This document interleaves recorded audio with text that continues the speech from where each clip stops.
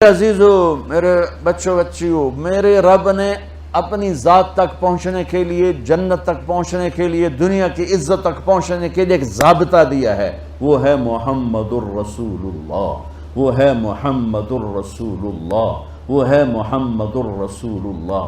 اور اللہ نے اپنے محبوب کی زندگی پوری زندگی ہمیں بتا دی، ہمارے سامنے پیش کر دی۔ میرے اللہ نے اپنے حبیب کی ہر ادا کو محفوظ کیا۔ جب آپ غمگین ہوتے تھے، ہمیں اگر نہ پتا ہو تو ہمیں کیا فرق پڑتا ہے، لیکن میرے نبی جب غمگین ہوتے تھے یوں بیٹھتے تھے،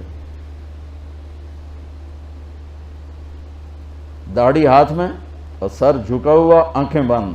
یہ آپ کے غمگین ہونے کی نشانی تھی۔ جب آپ خوش ہوتے تھے تو یہاں سے نور نکلتا تھا، پہلے ہی نکلتا تھا اور زیادہ نکلتا تھا۔ جب آپ ناراض ہوتے تھے، جب آپ غصے میں ہوتے تھے تو اظہار تو فرماتے نہیں تھے، پی جاتے تھے۔ پینے پر جو باڈی کا ریاکشن ہوتا تھا وہ کیا تھا؟ یہاں ایک رگ تھی جو ایسے ایسے ایسے ایسے پھڑکنے لگتی تھی۔ آپ سب سے کہتا ہوں، غصے کو پینا سیکھو، چپ رہنا سیکھو۔ خاص طور پر ان بچیوں سے کہتا ہوں، ہمارا سسرالی معاشرہ بہت ظالم ہے، بہت ظالم ہے، بہت ظالم ہے، چاہے وہ دیندار لوگ ہوں، چاہے دنیا دار لوگ ہوں۔ اس لیے چونکہ ہمارا جوائنٹ فیملی سسٹم ہے، یہ بہت پسندیدہ تھا اور اب بھی ہو سکتا ہے اگر ایک دوسرے کے مقام کا پتہ ہو، ایک دوسرے کے مرتبے کا پتہ ہو، لیکن اب ٹانگ اڑانا ہی ہماری معاشرت بن چکا ہے، تو زندگی اجیرن ہوئی۔ ایک لڑکا لڑکی زندگی شروع کریں تو ایک کے مسائل ہیں اور اس کے مسائل ہیں، تو بڑی جلدی حل ہو جائیں گے، لیکن جوائنٹ فیملی سسٹم میں وہ جاتی ہے بچی، خامند کے مسائل الگ، ساس کے الگ، سسر کے الگ، نندوں کے الگ، دیور کے الگ، بھابھی کے اور اس کے مامیوں کے الگ، چاچیوں کے الگ، دادیوں کے الگ، نانیوں کے الگ، تو ہکو ساسی کافی ہے مسائل واسطے، تو باقی رشتے اتنے زیادہ ہیں کہ وہ مصیبت کھڑی کر دیتے ہیں۔ میرے رب کی شریعت پڑھو۔ اگر میں مالدار ہوں اور میری بیوی کہتی میں نے الگ ٹھہرنا ہے تو میرے ذمہ اس کو گھر لے کر دوں، اس الگ زندگی شروع کروں۔ میری بیوی کے ذمہ نہیں ہے میرے ماں باپ کی خدمت، میری خدمت کرے گی، میرے ماں باپ کی نہیں۔ اگر مجھے اتنی سخت نہیں تو میں اس کو کرائے پر گھر لے کر دوں اگر وہ چاہے۔ اگر اتنی نہیں تو پھر ان بچیوں کا واجب حق ہے کہ گھر میں اس کے لیے ایک کمرہ، ایک کچن، ایک ٹوائلٹ اس کا لازمی حق ہے۔ اس کچن میں اس کے سوا اور کوئی نہ ہو، وہ ٹوائلٹ، وہ واش روم اس کے سوا اور کوئی استعمال نہ کرے، وہ کمرہ اس کے سوا اور کوئی استعمال نہ کرے۔ اگر اس کی بھی ہمت نہیں ہے کہ کسی کی بچی کو تھوڑا الگ وہ لا کر دے دیتے، بتا ہے ویکھو وہ تسبیح پڑھے تے روزے رکھے، شادی نہ کرے۔ کسی کی بیٹی کو برباد کرنا، ذلیل کرنا، یہ آج کا جوائنٹ فیملی سسٹم بن چکا ہے۔ اور میں قربان جاؤں، میرے نبی نے فرمایا، یہ جو میرے مدینے کے صحابہ ہیں، ان کی ایک جگہ آپ نے تعریف کی، یہ جو میرے مدینے کے صحابہ ہیں یہ بڑے اچھے ہیں، ان کے گھر میں جب کسی کی بیٹی کی ڈولی اترتی ہے تو اسے یہ احساس ہی نہیں ہوتا کہ اپنے گھر میں ہوں یا سسرال کے گھر میں، اتنا اس کو پیار دیتے۔ آنے والی کو تو پیار دیا جاتا ہے تاکہ وہ پچھلے رشتوں کو بھلا دے، آنے والی کو عزت دی جاتی ہے تاکہ وہ پچھلی عزت کو بھلا دے، لیکن اگلے ہی دن اس کا ٹیسٹ شروع ہو جاتا ہے، یہ بیٹھی کیوں نہیں، یہ کھاندی کی پئی ہے، لہ تیری بیگم نے مینوں سلام ہی نہیں کیتا، میں اودی ساس ہاں، مینوں پانی ہی نہیں پوچھا۔ میرے نبی کی زندگی پڑھو، کیا خوبصورت زندگی ہے، کیا میرے نبی نے 11 شادیاں کیوں کی؟ اللہ کی قسم ہمیں زندگی سکھانے کے لیے۔ سنو حدیث سن لو، ما لی فی النساء من رغبت، مجھے عورتوں کی کوئی خواہش نہیں ہے۔ اور سن لو، ما تزوجت وما زوجت الا بوحی من السماء، میں نے جہاں شادی کی، جہاں بیٹی کی شادی کی، پہلے آسمان سے وحی آئی، پھر میں نے شادی کی۔ 40 سال ایک ایجڈ عورت کے ساتھ گزارے، 2 نکاح میں بیوہ ہو چکی ہیں۔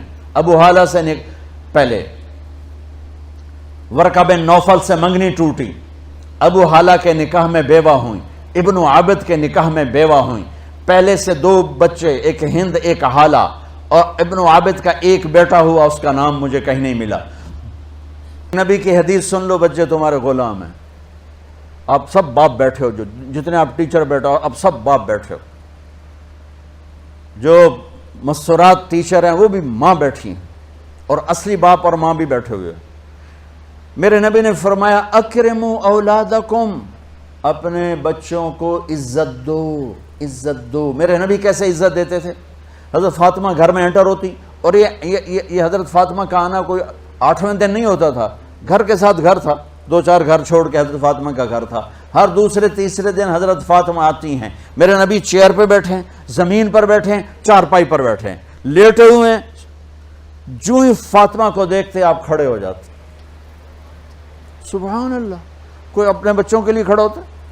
آپ لوگ کلاس روم میں آتے ہو تو آپ کے لیے بچے کھڑے ہوتے ہیں، اور میرے نبی کیا، یہ بچے آپ کی اولاد ہیں، میرے نبی کھڑے ہو جاتے، اور وہیں نہیں کھڑے رہتے تھے بلکہ تیزی سے آگے بڑھتے تھے، اور جا کر حضرت فاطمہ کا ہاتھ پکڑ لیتے تھے مسافر کے، اور پھر دیکھو مجھے یوں بوسہ لیتے، پھر ہاتھ پکڑے پکڑے پکڑے لے کر آتے، پہلے حضرت فاطمہ کو بٹھاتے پھر خود بیٹھتے تھے۔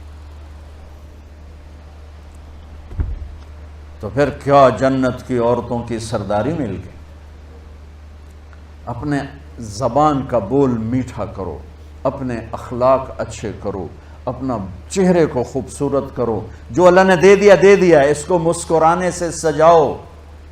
مسلمان کو مسکرا کے ملنا بھی صدقے کا ثواب ہے، اور اس موبائل نے تباہی پھیر دی ہمارا۔ بچہ بات کر رہا ہے اور اماں لگی ہوئی ہے ڈرامے دیتے، ہاں بتاؤ سن رہی ہوں، بکو کیا بک رہے ہو، سن رہی ہوں۔ دیکھو اللہ کے واسطے، یہ فون ہے بھائی، فون ہے، اسے ضرورت کے لیے استعمال کرو، اس کو اپنے لیے لعنت مصیبت نہ بناؤ۔ ایک خاتون پیپر چیک کر رہی تھیں، ٹیچر تھیں، تو چیک کرتے کرتے رونے لگیں، تو ان کے خامند نے پوچھا کیا ہوا، تو انہوں نے پیپر آگے کر دیا، اوپر roll number dash dash dash, تو اس میں تھا کہ تم کیا بننا چاہتے ہو، ایک کویسچن تھا، تم کیا بننا چاہتے ہو؟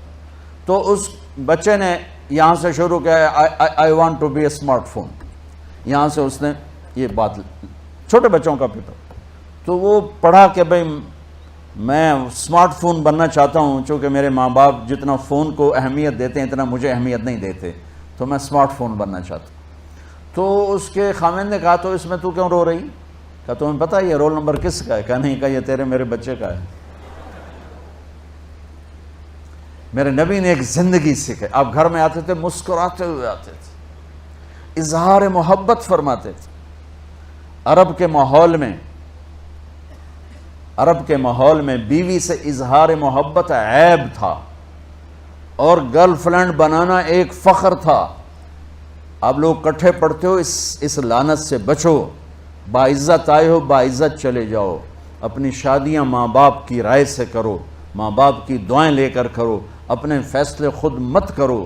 یہ کیا کریں، اب بچے بچیاں کٹھے پڑھتے ہیں تو اس قسم کی لعنتیں چلیں گی تو صحیح، لیکن میں جتنا بچ سکتے ہو بچو بچو، اپنے فیصلے ماں باپ کے حوالے کرو، اپنے فیصلے ماں باپ کے حوالے کرو، چونکہ جتنی عشق کی شادیاں ہوتی ہیں وہ ساری ہی ناکام ہوتی ہیں۔ عرب کے ماحول میں اظہار عشق بیوی کا عیب، اور گرل فرینڈ کے لیے اشعار، اس کلچر میں بھرے مجمع میں ایک آدمی پوچھتا ہے یا رسول اللہ من احب الناس الیک، آپ کو سب سے زیادہ کس سے محبت ہے؟ تو اپنے نبی کی سنو، آپ نے زور سے فرمایا عائشہ سے۔ وہ ہل گیا، کہنے لگا ارے یہ کیا ہوا یا رسول اللہ، میرا مطلب یہ نہیں ہے، میرا مطلب ہے کہ مردوں میں کس سے زیادہ پیار ہے۔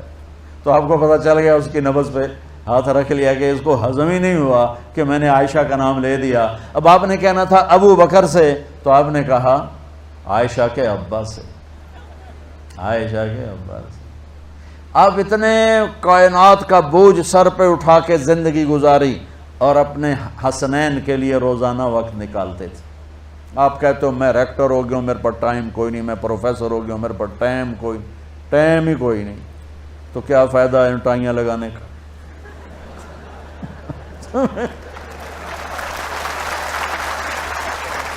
تمہارے لیے اپنے بچوں کے لیے ٹائم نہیں ہے تو تم کیا کر رہے ہو؟ جھک مار رہے ہو؟